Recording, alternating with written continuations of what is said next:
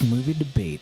And tonight we're talking 2017's Beauty and the Beast. I am Joe. I'm Ethan, and one of us is going to love it, one of us is going to hate it. Let the coin decide their fate. I hate it. I love it. Hey guys, don't curse a lifelong beast spell on us. There's spoilers ahead. All right, and this movie currently holds a 70% on Rotten Tomatoes. Ethan, you hate the movie? I do. I love it so much. This first question is for you then. This comes from A.A. Dowd of the AV Club. AA says, shiny but not exactly new, Bill Condon's live-action Beauty and the Beast is a curious nostalgia object synthetically engineered to reproduce all the same sensations as a 26-year-old movie. So how do you feel about remaking films purely for nostalgic purposes?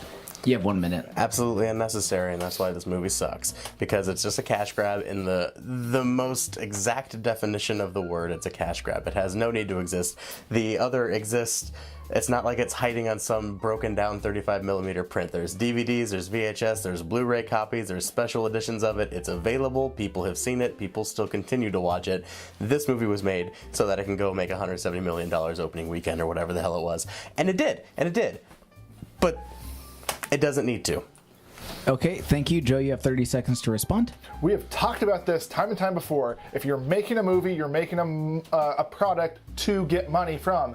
Every single movie you go to see is a cash grab. That's the whole purpose of entertainment, is to make money. Secondly, this is all about 26 years old. This is ushering in a new audience. This is ushering in a tried and true story to a whole new audience. Okay, thank you. Ethan, you have 15 seconds to respond. Well, then why not just re-release it then instead? Why not re-release the cartoon? Because this one has all of the same songs, all the same scenes, all the same beats, but you have less actors, or lesser actors. You have people that aren't quite hitting the right notes, that aren't quite hitting the right beats and the emotions. The original was nominated Best Picture. Okay, I'm sorry, it Ethan, works I have as to stop it you is. there. Ethan, I have to stop you there. Joe, you have a final 15 to respond. Because we can now see this with real people in live action and really great CGI. We can see this on a whole new level, and I think that's the appeal. It's ushering in what people are used to. Nobody wants to watch like 2D old like animated movies anymore. Joe, this question is for you. This comes from Fico Congiano of Cinexpress.com. Fico says, this new live-action version is better than its animated predecessor because it is superior in all technical departments and it expands its world and mythology even more. Pure magic! How do you feel this stacks up against, all of the newer, I guess, like live-action Disney movies like Cinderella and The Jungle Book? You have 1 minute. Or to be completely full disclosure, I have not seen The Jungle Book and I have not seen Cinderella, so I can only speak on Beauty and the Beast. And like they said, it's an updated version, so we're seeing this really great CGI. We're seeing an expanded storyline. Ethan was just bitching about why not just re-release it. Well, they couldn't have because they actually added about a half an hour into the story, which was very needed and very necessary because we actually expand the relationship between the Beast / Prince, Hunky Prince, and Belle. So we actually expand that and we actually see how Belle is more of like a book nerd. She really loves libraries and expanding her knowledge through reading books. And we see that that's really where the seed of their love grows right there, is in that library when she sees he's not just a beast, but he's actually a mind. Okay, thank you. Ethan, you have 30 seconds to respond. Look, nobody's going to argue that Belle is a strong female character, but this is 2017. Get over the strong female character already. That might have mattered in the early 90s. But at this point, just because this girl reads books and isn't just a complete... Actually, no, she is just a complete object of affection, so fuck this movie. But also, you add 2 songs to this movie that otherwise was emotions portrayed with a roar. Yeah, you add a half hour to this movie, but it's fluff garbage that we don't need. As far as technical aspects go, like the reviewer talked about, it gets rid of the best shot in the movie, the iconic swoop down from the chandelier into the dance number. It's not even in the fucking movie. I'm sorry, Ethan, I have to cut you off there. Joe, you have 15 seconds to respond. I'm just blown away that Ethan essentially says, since it's 2017, we don't need like feminists. We don't need people fighting for equality. That's essentially what he was saying. We don't need characters like Belle. We don't need strong female protagonists. And I think we do. I think it's always a good thing to have that. Okay, thank you, Joe. Ethan, you have a final 15 to respond. 100% need that. It's a very wonderful thing. However, it's a moot point to talk about this movie being good because it has a strong female character. Lots of movies have strong female characters now. It's not 91 when that was the only movie available. You're the one who brought that up. And you're the one who twisted I didn't even bring it up. Guys, I'm sorry, guys. I'm gonna stop you both there. We're actually gonna open up the floor for discussion. You guys have 4 minutes and go. What does this movie add? This is 30 minutes to the original storyline that they expanded Which 30 minutes? Point them out to me. There was 2 new songs. Oh, clearing up the storyline, by the way, is actually just clearing up plot holes. We see more of Gaston. Oh, thank We Christ. get more depth into LeFou. We see more. Cool. We see he was more always of Belle's gay. father. We all knew he was gay. We see a greater, deeper relationship between the Beast and Belle. It makes more sense. Mom died of plague. That's really all this movie adds. We find out Mom died of plague. We understand. Oh no, we don't understand why the prince opened up the door in the animated one. We just understand that he didn't open up the door in this one. So they never clear that bullshit up. They also never clear up, are the plates people? We don't know if that plates are people. That's really fucked up if those are people. They're not.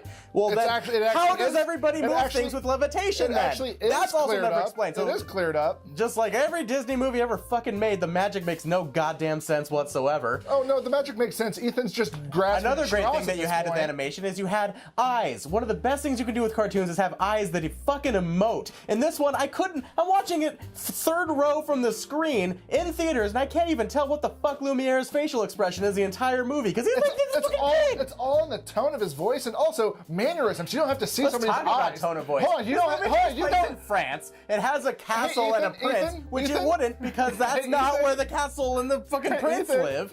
So then this isn't in France. Do you just want a free 4 minutes to just rail about bullshit about how you don't like women? If you want to talk about the tone, you don't like women in leading roles. You're mad that the furniture don't have eyes. You're mad that it's not animated. Fluffy, crusty French You're mad that movies want to make British money. accents. You've got American accents. The movie can't pin down an accent. It also just says it's France, but it also the royalty system makes no sense whatsoever. What the fuck is he prince of? That one tiny town? No goddamn way he taxed 10 people and paid for all that fucking gold. The movie doesn't make sense. No, it's unnecessary to update. You already take an animated movie that doesn't make sense in itself, and people already accepted it and have grown up with it. Hold on a second. So why keep making that shit? Stop. So your whole argument to begin with was they shouldn't remake this movie because it's already good enough. They should just re-release it. And now you're bitching about how you don't like the animated movie? Look. Yes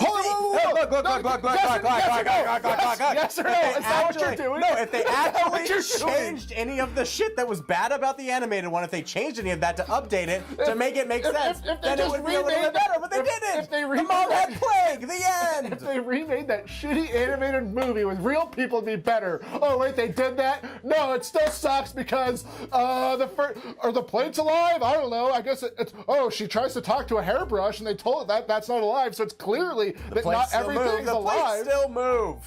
They were getting thrown by the wardrobe. No, they come right out of the goddamn wardrobe. The wardrobe. They go whoosh. Also, wardrobe has shitty facial expressions. Man. The only one that really works is Cogsworth and Mrs. Potts. Miss Potts, by the way, is a cop out. The two with eyes. Ethan's got a thing with eyes, and he wants more male. Oh no! Lumiere and the wardrobe also had eyes. The piano had eyes. Ethan wants less. They just can't pull it off. Ethan wants less female. It's like they're trying to be like, oh, this is a realistic prop that could be potentially possessed by a human soul. I know what movie is perfect for you. What? 50 Shades Darker. You would love the franchise. It's all about subservient women. I did. It's your kind of movie. It's very similar plot to strong, assertive male characters. Who just wants to wants to change the aggressive asshole. Wants the project. Okay, guys, I'm gonna have to stop you because this got real, and it got away from me on this one. So, how did you really feel? This movie sucks. Fucking blah. It's fine, just like Cinderella was fine. Actually, I hated Jungle Book. Sorry, Jungle Book sucked, but Cinderella was fine. It sucked. Jungle Book is so much better than Cinderella. Okay, sure. I mean, fine. Cinderella was the only thing I learned from Cinderella was about the Boston Tea Party, but that's neither here nor there. Oh, the Buttertooth Brits. The Buttertooth Brits. No, I think as far as Beauty and the Beast is, it's beat for beat, it's scene for scene. They add some new stuff that's just.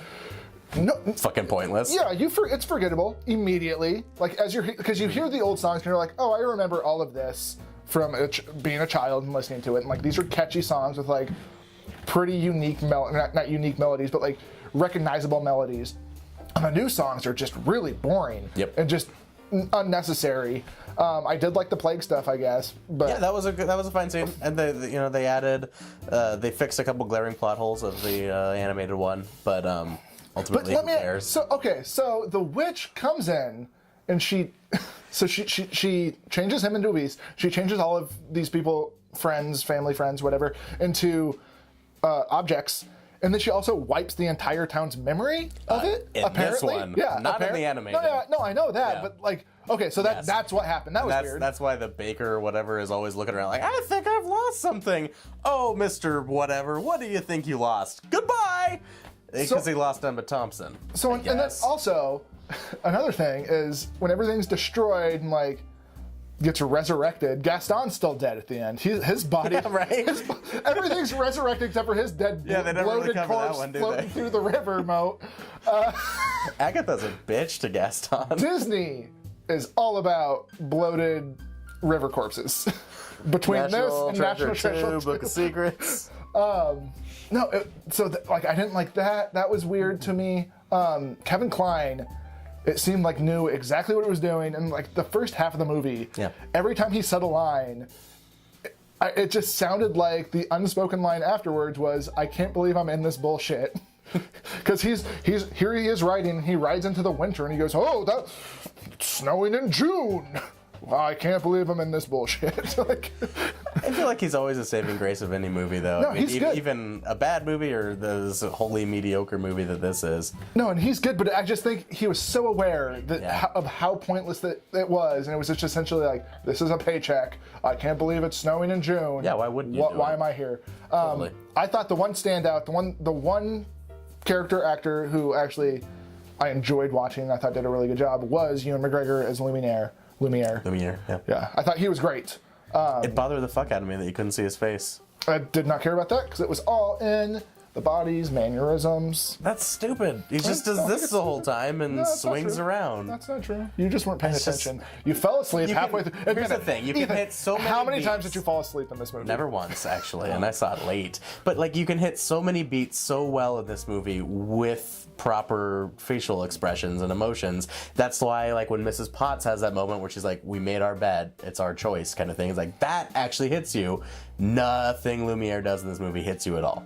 Even Be Our Guest felt just really subdued and stupid because Lumiere is you don't have his crazy animated wacky expressions. He's just basically playing a French version of Renton from Trainspotting. He's a schemer. And he's blaming it all on Cogsworth.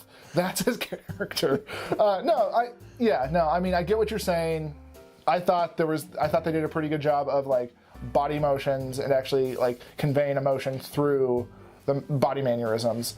So I didn't think you needed the faces. If you really like the cartoon, you'll like this one, but you don't need to see it. I like that. I just rewatched the cartoon. It's fun. Trying to find like reviews for this movie was insanely hard because all of the reviews, positive or negative, were just, it's not great, but it's all right, I guess. Like, I will say the weirdest review I found was from Matt Pace of mattpace.com. It was just not cute, weird, really weird. That's the entire review. Like, that was the main pull quote, and I was like, I don't want to read this at all. I don't think it's even that weird. It's just like Ethan said. It's just like blah. Like, it's just middle of the road. Like, who cares? I feel like he didn't see the original Beauty and the Beast then. Like, the thing, this is in regards to the original too. I was listening to Dan Savage's podcast, the Savage Lovecast, and he had somebody on talking about how this movie is dangerous because it perpetuates the idea of standing by your man, even if he's like abusive and like has anger issues, just because he might be a prince in the end, and how that message to young girls could be like very detrimental later in their life. So she was like, don't go see this movie, boycott this movie because that's a shitty message. And yeah, it is. That's a fair argument. And then I was jumping off of that. It's my theory that there is no beast. It's actually Gaston. She marries Gaston at the end. Oh, you're talking about like a Jacob's Ladder situation? No, because nobody's dreaming. It's a beautiful mind situation. Anywho, so what would you guys rate the movie? I would give this movie a 3. out of 10 lightning strikes and damn 0 you. thunder. Yeah, What? what are you goddamming me for? You take out the context, and it's a perfectly fine movie. Cash grab context. So I'll give it 6 out of 10. That's a solid D, and no thunder whatsoever. I watched Gentlemen Broncos instead. I love you. That's a good movie. It was okay. Did I tell you that I got Dwayne The Rock Johnson's Hercules on DVD? Yes, you did. Now for like the 8th time. So go ahead and hit the like button, subscribe if you want to see more of our videos. If you got a movie that you'd like us to watch in the future, and request it down below with the comments.